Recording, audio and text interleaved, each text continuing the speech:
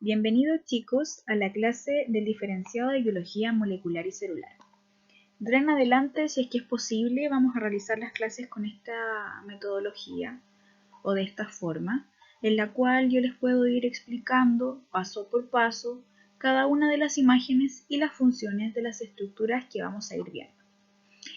Ya hemos visto macromoléculas, vimos teoría celular y ahora nos vamos a sumergir en el mundo de la célula. Es un mundo completamente fascinante y espero les guste tanto como a mí. Bueno, esta clase, chicos, corresponde a la clase número 4 que nosotros íbamos a impartir en la fecha de lunes 23 de marzo. Por motivos obvios no se pudo, por lo tanto estamos aquí. El objetivo de nuestra clase es conocer y describir la función y estructuras de la célula procarionte. Las actividades que ustedes deben seguir, primero que todo, es escuchar con atención el video que les estoy haciendo con el contenido de esta clase y luego, si usted gusta, lo puede ver de nuevo para tomar apuntes, que sería lo ideal. La evaluación que va a tener esta clase es bastante pequeñita, pero no menor. Van a tener que realizar un mapa mental o un mapa conceptual que hemos hecho muchas veces, en el cual ustedes van a resumir las características principales de la célula procarionte. Esta evaluación es completamente acumulativa, es nuestra evaluación acumulativa número 4. La fecha de entrega es el próximo lunes 6 de abril.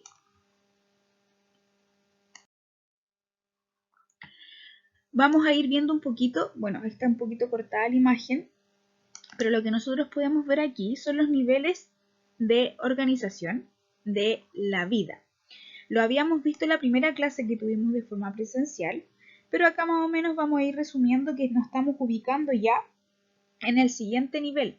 Vimos lo que era el átomo, las moléculas, los distintos tipos de moléculas como las macromoléculas, los distintos tipos de complejo y ahora nos vamos a situar en esta parte, chicos.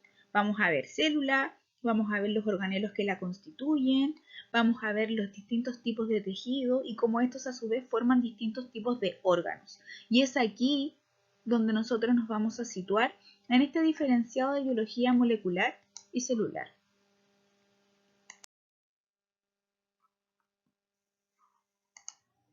Bueno, primero que todo, el descubrimiento de la célula no pudo ser posible sin antes haber descubierto el microscopio.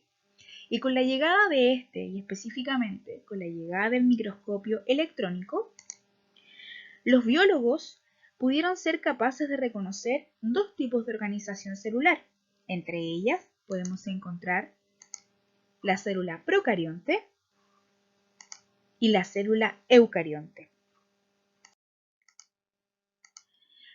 La principal diferencia entre los dos tipos de célula está en el núcleo. ¿Por qué en el núcleo? Porque las células eucariontes tienen un núcleo verdadero, así como su nombre lo dice. Cuando nosotros vamos a descomponer el nombre eucarionte en el griego, vamos a ver que eu significa verdadero o genuino y que carion significa núcleo. Este núcleo está rodeado por una membrana, mientras que las células procariontes carecen de él. Lo podemos ver también en su nombre. Del griego, pro significa antes, sugiriendo una forma de vida evolutivamente anterior. Por lo tanto, la primera diferencia o la más prominente que nosotros podemos ver es que la célula procarionte carece de un núcleo, no así la célula eucarionte que lo posee. La célula procarionte, a su vez, se puede subdividir en dos grandes grupos. El primer grupo en el cual se divide son las arqueas, que significa de la palabra archae, que del griego viene antiguo u original, el cual se dice que tiene como nombre bacterias antiguas o también llamadas arqueobacterias. Y por otra parte, tenemos al grupo de las eubacterias o eubacteria, que su nombre significa bacteria verdadera. A su vez, estos dos grupos se pueden dividir cada uno en lo siguiente. Por una parte, tenemos a las arqueas, que se pueden dividir en tres grupos grandes. La primera es la metanobacteria, que en ella nosotros podemos encontrar características importantes. Las metanobacterias obtienen energía convirtiendo el dióxido de carbono y oxígeno en metano. Por otra parte, tenemos a las halobacterias, las cuales crecen en ambientes salinos. Generalmente son ambientes salinos extremos, chiquillos. Eso quiere decir que podemos encontrar bacterias que pueden vivir hasta en un ambiente que tenga una cantidad de cloruro de sodio de 5,5 molar. Eso significa que es un ambiente demasiado salino. Por otra parte, tenemos las sulfobacterias, que como su nombre lo dice un poquito, nos ayuda a saber más o menos su función. Estas bacterias obtienen energía a partir de compuestos sulfurosos, es decir, compuestos que contienen azufre en su estructura. Pero a su vez, podemos darnos cuenta también que cualquiera de estas tres tipos de arqueas, que puede ser metanobacteria, halobacteria o sulfobacteria, a su vez puede tener otra característica, y es que estas pueden ser termoacidófilas. ¿Esto qué significa? La palabra termo tiene que ver con temperatura y ácido tiene que ver con la palabra del pH ácido. Exactamente. Estas bacterias, chiquillos, pueden vivir en ambientes termales ácidos. ¿Qué significa esto? Que son bacterias que viven en ambientes térmicos y de pH completamente extremos. Por ejemplo, una bacteria puede ser del tipo metanobacteria, puede que viva, por ejemplo, a un pH 2 y a más de 100 grados Celsius. Por lo tanto, son bacterias completamente extremas. Por otra parte, tenemos las eubacterias, que dentro de ellas podemos encontrar las bacterias comunes que a nosotros nos infectan, que vamos a ver más adelante. Y por otra parte también podemos encontrar a las cianobacterias. Las cianobacterias son las algas verdes azuladas que nosotros podemos encontrar en el mar. Las células, chiquillos, también tienen formas y tamaños diversos. Por ejemplo, acá nosotros nos vamos a ir muy al extremo. Les voy a mostrar tres ejemplos importantes. Por ejemplo, el primero, nos vamos a ir a lo más pequeñito. Existen bacterias que son demasiado pequeñas. Bueno, vale decir también algo muy importante. Las bacterias se miden en micras. Y aquí es cuando nosotros tenemos la unidad de medida. Esta unidad de medida se llama micra, ¿ya? Mide cosas muy pequeñitas, longitudes muy pequeñitas. Vamos a ver más o menos la dimensión. Por ejemplo, bacterias más pequeñas que van de 0,2 a 0,3 micras de diámetro. Estas bacterias son tan pequeñas que caben unas 40.000 en la cabeza de una tachuela. O sea que en esta cabeza caen alrededor de 40.000 bacterias pequeñas. ¿Lo pueden imaginar? Es completamente dantesco.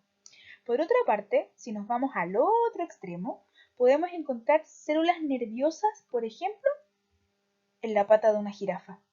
Las células nerviosas, como las neuronas, por ejemplo, son largas, son extensas, pueden medir hasta 1 metro. Imagínense, de 0,2 micras pasamos a metro.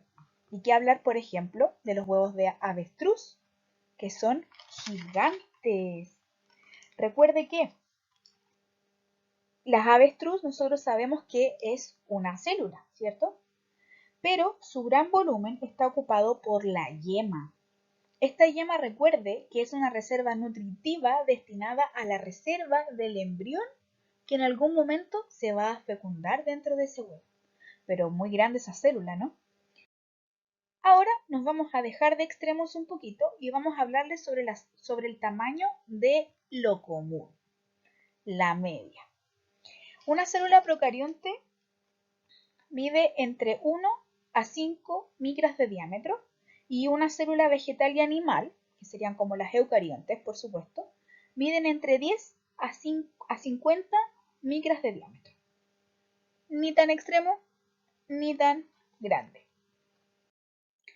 Acá les dejo una imagen que les va a ser de mucha utilidad, que la saqué de un libro que se llama El Mundo Celular, que se los voy a adjuntar. Si es posible, les voy a adjuntar el link para que lo descarguen, en el cual nosotros podemos ver las unidades de medida que existen en la biología celular, ¿ya? Acá nosotros podemos apreciar, por ejemplo, las dimensiones de superficie de volumen que tiene, por ejemplo, una célula vegetal, que vamos entre 20 a 30 micras, como lo habíamos dicho anteriormente, que es bastante grande. Luego pasamos a una célula animal, que es un poco más pequeña, son 20 micras de diámetro, y miren la diferencia que hay con una bacteria, que mide de hecho 1. Imagínense la que medía 0,2, lo pequeñísima que es. Por eso también la estructura que tienen es bastante simple, en comparación con esta, que es más grande. Luego les voy a comentar más adelante en otras clases por qué las células vegetales, por ejemplo, son más grandes que una bacteria. Ahora vamos a lo que nos convoca, chiquillos, y quiero que me pongan bastante atención en esto que viene ahora, porque les voy a hablar sobre las estructuras y las funciones que tienen una célula procarionte. Bueno, acá nosotros podemos apreciar primero que todo la estructura que tiene la célula procarionte. Estas células, al mirarlo, presentan una organización estructural simple. Podemos apreciar aquí que no hay núcleo, que su ADN está disperso en el citoplasma, que es lo que está acá con color rojo. Ese es su ADN, el cual se encuentra disperso en el citoplasma, pero está específicamente en una región llamada nucleoide. Ponga atención. El ADN no está en el núcleo como en una célula eucarionte, pero sí está en una región específica de la bacteria, y esta región específica generalmente está al centro de la célula y se llama nucleoide, ¿ya? Este ADN se encuentra asociado a proteínas, las cuales le dan el soporte estructural y forman un cromosoma bacteriano. Este cromosoma bacteriano es circular y único. Otra peculiaridad que tiene una célula procarionte es que los mecanismos de expresión genética, por ejemplo, como la transcripción y traducción, ocurren simultáneamente todas en el citoplasma. No hay otro lugar específico para realizar este tipo de reacciones. Ocurren en el citoplasma. Vamos con la primera estructura ahora, por lo tanto. Vamos a partir con la pared celular. La pared celular, chiquillos, es aquella que se ve aquí en color celestito, la que está al medio de estas tres capas. Y esta pared celular rodea a la membrana plasmática, que es la que está acá, de color más claro. La que está ahí de color como amarillito claro, esa es la membrana plasmática. Bueno, la pared celular rodea a esta membrana plasmática y le otorga la forma a la célula bacteriana. Según su estructura, se distinguen distintos tipos de bacterias. Pueden ser bacterias gram positivas y bacterias gram negativas. ¿Qué lo diferencia una bacteria gram positiva de una gram negativa? Los componentes por los cuales está formada la pared celular. Así, por ejemplo, la pared de las bacterias gram positivas están formadas por una gruesa capa de peptidoglucano. En cambio, en las gram negativas, este polisacárido está inmerso en un espacio periplasmático, limitado por una membrana externa, confiriéndole así protección frente a los agentes antibacterianos. Una tiene peptidoglucano o glucano, gram positiva, La otra la tiene, pero está inmersa en la parte periplasmática, por lo tanto, se dice que no la tiene. Ahora, cuando nosotros vamos a ocupar tinción, hay una que se va a teñir de un color específico que lo vamos a ver más adelante. Pero una de las funciones más importantes que tiene la pared celular, por lo tanto, recapitulando, es que le otorga la forma a la célula bacteriana y la protege frente a los agentes antibacterianos. Luego tenemos la membrana plasmática, que es la que está acá en este color, que es una bicapa de lípidos y proteínas que carece de esteroides. Delimita la célula, regula el paso de sustancias y se repliega hacia el interior formando estructuras denominadas mesosomas. Esto ocurre solo en algunas bacterias, que aumentan la superficie de la membrana y colaboran en el metabolismo y en el proceso de división celular. Luego, chicos, tenemos el citoplasma. El citoplasma es muy importante para todas las células, tanto procariontes como eucariontes. El citoplasma es un sistema que está formado principalmente por agua y ribosomas, donde también podemos encontrar diversas moléculas orgánicas, como las macromoléculas que hemos visto con anterioridad. Luego tenemos los ribosomas. Los ribosomas son estructuras compuestas por dos subunidades constituidas por ácido ribonucleico, o sea, ARN,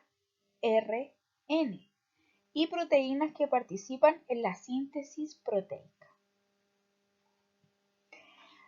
Hay algunas bacterias, chicos, que poseen ciertas estructuras como las que voy a nombrar ahora.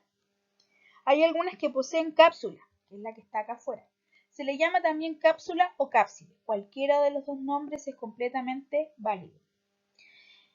La cápside o cápsula es una capa de polisacáridos o polipeptídica. Eso significa que puede ser una capa compuesta por, si es polisacáridos, está compuesto por carbohidratos, y si es polipeptídica, está compuesto por aminoácidos, que rodea la pared celular. Participa en la adherencia celular y sirve de protección contra la desecación. Por lo tanto, cuando las bacterias están frente a temperaturas muy altas, no se van a secar porque la cápsula les impide su desecación. Y por otra parte, también participa en la adherencia celular. Eso significa que si hay bacterias que tienen que adherirse a otra célula, con la cápsula va a ser mucho más fácil. También tenemos otras estructuras, como por ejemplo los plásmidos. Los plásmidos o plasmidios, que son los que están acá, chiquillos, son muy importantes porque son elementos extracromosómicos. Esto significa lo siguiente, que es una parte del ADN, pero no están juntas físicamente. Por eso se dice extracromosómico, ¿ya? Que codifica proteínas para la resistencia de los antibióticos.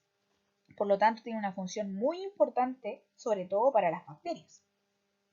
Por otra parte, también tenemos los flagelos, que podemos ver aquí uno bien grande, que ayuda a la célula a nadar. Si usted no lo cree, hay cianobacterias que nadan porque están en un ambiente acuático, ¿cierto? Y generalmente tienen que nadar, y este flagelo les ayuda a la motilidad. Ojo, dije motilidad con T, que es lo mismo que la capacidad de movimiento que tiene una célula.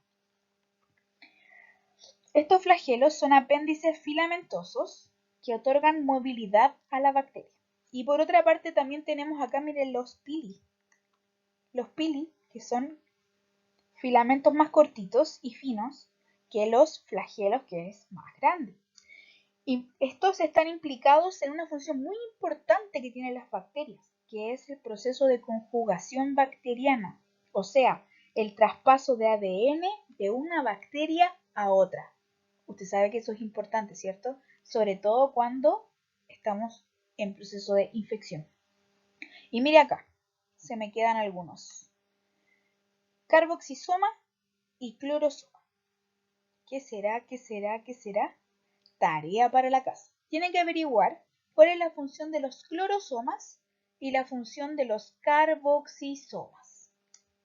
Recuerde, investigar la función de los carboxisomas y clorosomas.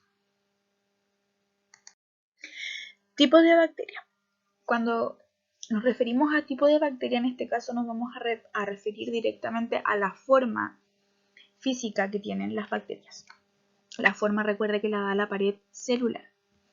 Tenemos 4 tipos de formas distintas. Tenemos la forma de cocos, bacilos, espirilo y vibrios. Vamos por la primera. Las bacterias de tipo cocos, su forma es esférica. Dentro del ejemplo más importante tenemos el Streptococcus pneumoniae, que es el agente causante de la neumonía en el ser humano. Luego tenemos los bacilos, que su forma es de bastón, presenta longitud variable y los extremos son redondos. Dentro del ejemplo tenemos la Corynebacterium diphtheriae, que es la causante de la difteria. Si alguno de ustedes no sabe qué es la difteria es una enfermedad que nos va a atacar a la nariz, la laringe y la faringe y nos va a ocasionar problemas para respirar. Luego tenemos la forma de espirilo, que su forma es helicoidal, y acá tenemos a la bacteria Treponema pallidum, que es la causante de la sífilis en el hombre. Vibrios, su forma es de bastones encorvados. Ejemplo, Vibrio cholerae, agente causante del cólera. El cólera, chiquillos, para las personas que no sepan, es una enfermedad diarreica que puede llevar a la deshidratación de forma muy rápida. Esta enfermedad puede dar exactamente por consumir agua contaminada. Sin saberlo, puede que me dé diarrea, pero al tener cólera puede que me deshidrate de forma bastante rápida. Acá tenemos las formas, los cocos. Recuerde que la neumonía, la bacteria causante de la neumonía, es de tipo coco. Tenemos el bacilo, que el ejemplo que habíamos dado era el de la enfermedad de la difteria, que era la incapacidad para poder respirar bien. Teníamos también el espirilo, que acá teníamos estas formas de espirilo, en la cual podíamos apreciar que era el virus del sífilis, el causante de esto, Treponema pallidum. Y teníamos el vibrio, que en este caso era la última enfermedad que habíamos visto, que era la del cólera. ¿Ya? Acá tenemos las 4 formas para que las puedan apreciar. Son bastante distintas todas. Recuerde que hay algunas bacterias que tienen flagelos, otras no tienen, como esta también, y hay unas que tienen pili, o sea que se pueden adherir a otras células. Pueden haber conjugación genética también a partir del pili, pero hay otras que no tienen. Y otras que son demasiado simples, como los cocos, pero no menos importantes o menos infecciosos. ¿Qué ocurre acá, chiquillos? En esta imagen que la encontré tan bonita para ustedes, les vengo a contar algo súper importante. Tras la división por fisión binaria, porque las células se dividen por fisión binaria, que en más ratito lo vamos a ver, y dependiendo del plano de división, las células hijas tienden a dispersarse o a permanecer unidas por un largo tiempo, formando agrupaciones de bacterias, tales como las siguientes. Cuando los cocos se acumulan, pueden formar agrupaciones que tienen nombres específicos. Por ejemplo, Streptococo tiene una forma como en cadena. Estafilococo es una agrupación un poco más agrupada, pero igual asimétrica. La tetrada, o sea que son 4 bacterias de tipo coco juntas. La sarcina, que tiene la estructura como de un cubo. Y la diplococo, o sea que son 2 bacterias de tipo coco juntas. Por otra parte, también tenemos a los bacilos que también se agrupan. Diplobacilo significa que son 2 bacilos juntos. Streptobacilo son muchos bacilos juntos en hilera. Y tenemos la empalizada, que también están en hilera, pero están pegados de una forma distinta a la anterior.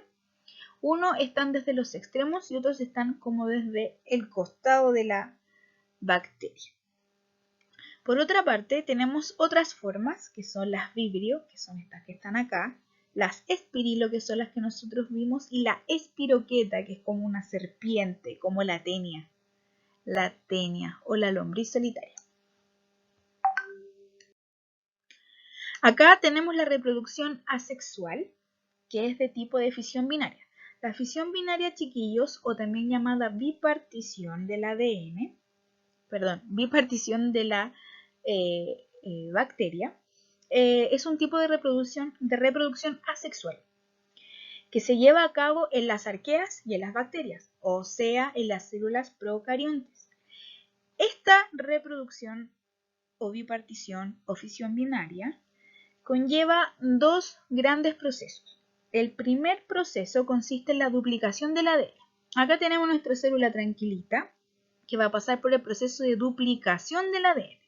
Como acá nosotros podemos apreciar, esta célula comienza a duplicar su ADN en un ciclo celular cualquiera, se duplica su ADN y vamos a tener como proceso final de esta primera etapa a una célula que dentro de sí contiene dos ADN. Recuerde que no tenemos núcleo, por lo tanto están dispersas en un lugar llamado nucleoide. Una vez que esta bacteria duplica su ADN, comienza un segundo proceso donde nuestro ADN se empieza a separar uno de otro y comienza a dividirse el citoplasma de la bacteria, dando lugar finalmente a dos células hijas idénticas a la madre, sin variación genética, o sea, sin recombinación genética. ¿Qué quiere decir esto?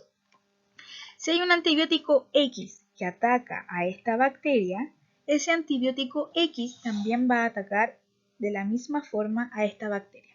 Puede ocurrir que exista algún cambio en la bacteria, pero esto significa que se hace resistente. ¿Cómo nosotros podemos lograr que esta bacteria se haga resistente a un antibiótico? Gracias al plasmidio, que era un fragmento extra cromosomal que ayuda a la célula bacteriana a defenderse de lo que es tóxico. ¿Ok, chicos? Entonces, esta es nuestra última diapositiva. Espero les haya gustado este tipo de clase que les puedo otorgar a cada uno de ustedes. Esperando que resulte. Recuerde que lo más importante, debe comprender el contenido que acabamos de ver, debe reproducirlo las veces que sean necesarias en su casa, debe tomar apuntes y simplemente una vez que termine de tomar su apunte, resuma todo lo que usted vio en un mapa conceptual. Espero que tengan un lindo día, una linda semana y que su cuarentena vaya de lo mejor posible. Nos vemos en la próxima clase. Adiós.